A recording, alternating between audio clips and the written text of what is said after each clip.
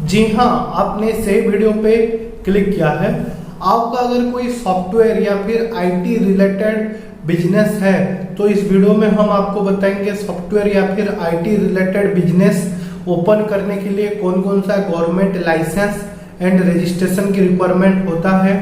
वो licence and registration apply करने के लिए आपको कौन कौन सा डॉक्यूमेंट देना पड़ेगा, वो लाइसेंस आपको कितना दिन में प्राप्त होगा, कैसे प्राप्त होगा, कितना पेमेंट लगेगा, इस वीडियो में हम आपको डिटेल्स में बताएंगे। तो चलिए वीडियो को शुरू करते हैं।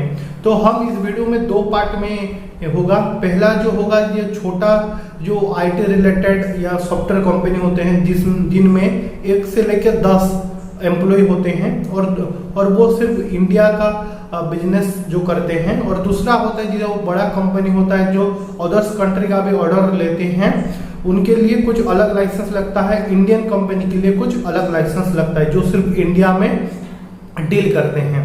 तो चलिए वन बाय वन हम डिस्कस करते हैं। तो पहले हम डिस्कस कर रहे हैं जो कंपनी इंडिया के अंदर ही सर्विस प्रोवाइड करते हैं। तो उनके लिए जो पहला लाइसेंस रिक्वायरमेंट होता है उसका नाम है एमएसएमई उद्यम रजिस्ट्रेशन। एमएसएमई उद्यम रजिस्ट्रेशन एक सेंट्रल गवर्नमेंट का लाइसेंस होता है और उसका कोई वैलिडिटी नहीं होता है। वो लाइफ टाइम के लिए आपको रिसीव होता है। जब तक आपका आईटी या फिर सॉफ्टवेयर रिलेटेड बिजनेस है तब तक वो लाइसेंस वैलिड है। नंबर सेकंड पे जो लाइसेंस लगता है उसका नाम है ट्रेड लाइसेंस। ट्रेड लाइसेंस आप जो भी स्टेट के अंदर आपका आईटी या सॉफ्टवेयर बिजनेस ओपन करोगे वो स्टेट गवर्नमेंट से जो आप परमिशन लेते हो उसको ट्रेड लाइसेंस बोला जाता है। ये आपका लोकल स्टेट गवर्नमेंट का रूल एंड रेगुलेशन के हिसाब से होता है और उसका वैलिडिटी भी जो होता है आपका स्टेट गवर्नमेंट का रूल एंड रेगुलेशन के हिसाब से होगा। नंबर 3 पे जो लाइसेंस लगता है उसका नाम है लेबर लाइसेंस। लेबर लाइसेंस भी आपका स्टेट गवर्नमेंट का ही लाइसेंस होता है। आपका जो आईटी कंपनी के अंदर जितना भी एम्प्लॉय काम करते हैं उनका रजिस्ट्रेशन को लेबर लाइसेंस बोला जाता है। ये लेबर डिपार्टमेंट से इशू होकर आपको रिसीव होता है और उसका जो वैलिडिटी भी है ये आपका स्टेट गवर्नमेंट का रूल एंड रेगुलेशन के हिसाब से होता है। नंबर 4 पे जो लाइसेंस लगता है उसका नाम है जीएसटी रजिस्ट्रेशन। इसका फुल फॉर्म है गुड एंड सर्विस टैक्स। ये 50% स्टेट गवर्नमेंट का और 50% सेंट्रल गवर्नमेंट का होता है।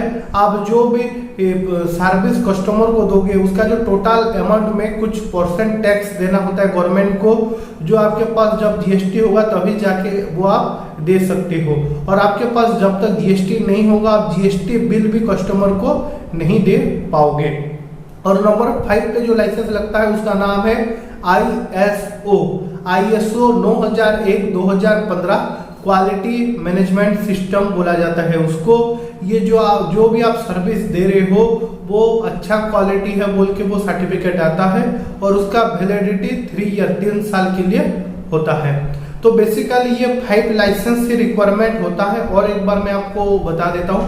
पहला जो लाइसेंस है उद्यम रजिस्ट्रेशन, सेकंड जो लाइसेंस है ट्रेड लाइसेंस, नंबर 3 पे जो लाइसेंस है लेबर लाइसेंस, नंबर 4 पे जो है जीएसटी रजिस्ट्रेशन और नंबर 5 पे है आईएसओ सर्टिफिकेट। ये आप अगर इंडिया में केवल सर्विस प्रोवाइड करते हो तो ये 5 लाइसेंस से आपको लेने की जरूरत है। अगर आप इंडिया से दूसरे कंट्री में अगर आप सर्विस प्रोवाइड कर रहे हो तो मैं अभी आपको बता रहा हूँ ये 5 लाइसेंस के साथ साथ वो 3 लाइसेंस भी रिक्वायरमेंट होगा। तो सुन लीजिए, पहला जो लाइसेंस है उसका नाम है इंपोर्ट एक्सपोर्ट कोड, जिसको आईईसी रजिस्ट्रेशन बोला जाता है। जैसे कि नाम से आपको ये मालूम ही होगा कि दूसरे कंट्री में आप कोई सर्विस प्रोवाइड करते हो या दूसरे कंट्री का कोई सर्विस आप इंडिया में लेते हो तभी आपको ये इंपोर्ट एक्सपोर्ट कोड मिलता है। ये डीजीएफटी से आपको अप्लाई करना होता है और इसका वैलिडिटी भी लाइफ टाइम के लिए होता है। नंबर 2 पे आपको करना पड़ेगा ट्रेडमार्क रजिस्ट्रेशन। जैसे ट्रेडमार्क रजिस्ट्रेशन का मतलब है आपका ब्रांड नेम रजिस्ट्रेशन। जैसे कि आप इन्फोसिस, आपका इन्फोसिस हो गया, उन्होंने ट्रेडमार्क लिया है। उसके बाद आपका टेक महिंद्रा हो गया ये सब व्यापार हो गया, जोहो हो गया, ये सब उन्होंने ट्रेडमार्क लिया है। आप अगर अभी वो नाम लेने के लिए जाओगे वो नहीं मिलेगा। वैसे ही आपका कंपनी का नाम अगर आप ट्रेडमार्क किए हो तो आपका नाम दूसरा कोई भी यूज नहीं कर सकता, इसीलिए ट्रेडमार्क लिया जाता है।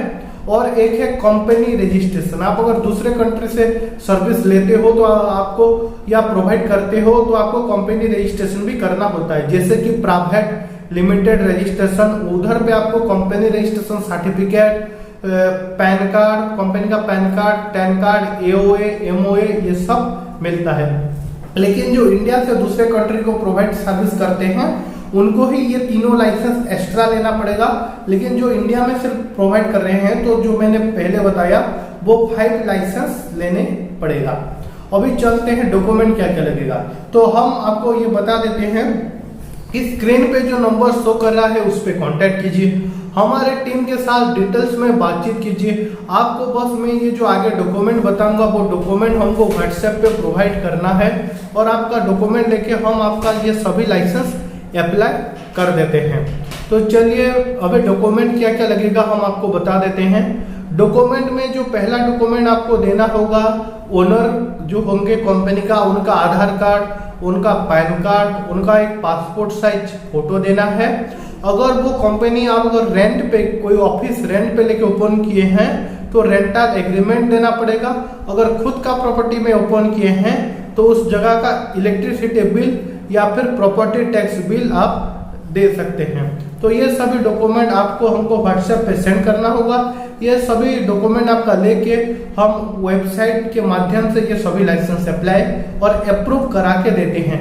आपको कोई भी गवर्नमेंट ऑफिस जाने की जरूरत नहीं है, घर बैठे ही आपको ये सभी लाइसेंस प्राप्त हो जाएगा। तो देर किस बात की, स्क्रीन पे जो नंबर शो कर रहा है उस पर कॉन्टेक्ट कीजिए, हमारे साथ डिटेल्स में बातचीत कीजिए। आपको बस व्हाट्सएप पे डॉक्यूमेंट देना है और हम आपका लाइसेंस अप्लाई कर देंगे।